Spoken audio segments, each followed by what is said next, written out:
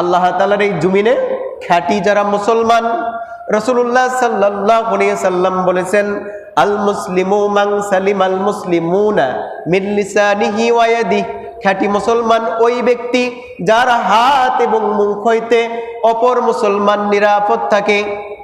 ওয়ায়ামশুনা আলাল আরদি হাওনা। এই আয়াতে কারিমার তাফসিরে হাসান বসরি রহমতুল্লাহি আলাইহি তিনি বলেন যে খ্যাতি মুমিনের সমস্ত অঙ্গ প্রত্যঙ্গ, চক্ষু, হাত, পা আল্লাহর এই জমিনে একদম শিথিলতার মতো হবে, মানে কিছু পারে না এরকম একটা দুর্বল ভাবে সে চলাফেরা করবে, অক্ষম ভাব। এই অজ্ঞ লোকেরা দেখে মনে করবে এই যে এই ব্যক্তিটা চলাফেরা করতেছে, অজ্ঞ লোকেরা দেখে মনে করবে যে লোকটা হচ্ছে পঙ্গু, এই লোকটা কি পঙ্গু, রুগ্ন ব্যক্তি। অথচ এই ব্যক্তি আল্লাহ তাআলার জমিনে চলছে, দর্প ভারে নয়, আল্লাহ তাআলাকে রাজি খুশি করার জন্য চলছে, জিকিরে ফিকিরে চলছে, কারো যেন ক্ষতি না হয় এইভাবেই চলছে। তিনি বলেন অথচ সেই লোকটি সম্পূর্ণ সুস্থ, সে অসুস্থ নয় এবং রুগ্নও নয়। সুবহানাল্লাহ।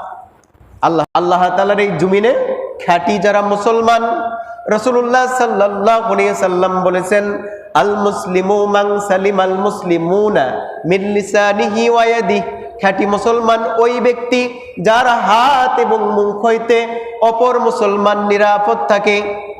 ওয়ায়ামশুনা আলাল আরদি হাওনা। এই আয়াতে কারিমার তাফসিরে হাসান বসরি রহমতুল্লাহি আলাইহি তিনি বলেন যে খ্যাতি মুমিনের সমস্ত অঙ্গ প্রত্যঙ্গ, চক্ষু, হাত, পা আল্লাহর এই জমিনে একদম শিথিলতার মতো হবে, মানে কিছু পারে না এরকম একটা দুর্বল ভাবে সে চলাফেরা করবে, অক্ষম ভাব। এই অজ্ঞ লোকেরা দেখে মনে করবে এই যে এই ব্যক্তিটা চলাফেরা করতেছে, অজ্ঞ লোকেরা দেখে মনে করবে যে লোকটা হচ্ছে পঙ্গু, এই লোকটা কি পঙ্গু, রুগ্ন ব্যক্তি। অথচ এই ব্যক্তি আল্লাহ তাআলার জমিনে চলছে, দর্প ভারে নয়, আল্লাহ তাআলাকে রাজি খুশি করার জন্য চলছে, জিকিরে ফিকিরে চলছে, কারো যেন ক্ষতি না হয় এইভাবেই চলছে।